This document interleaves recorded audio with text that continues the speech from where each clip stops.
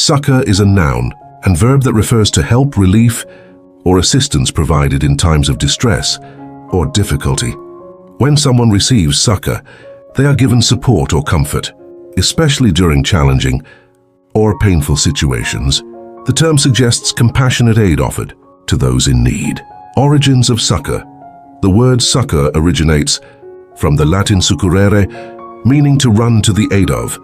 It entered Middle English via Old French, where it retained its meaning of providing relief or help.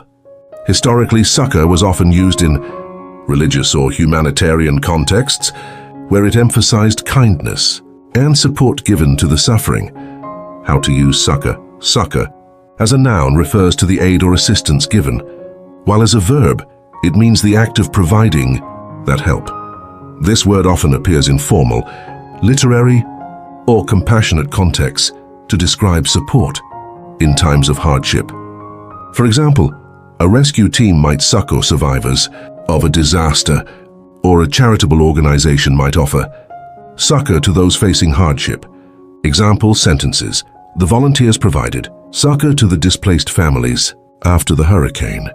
She succored her friend through a difficult time, offering both emotional and practical support.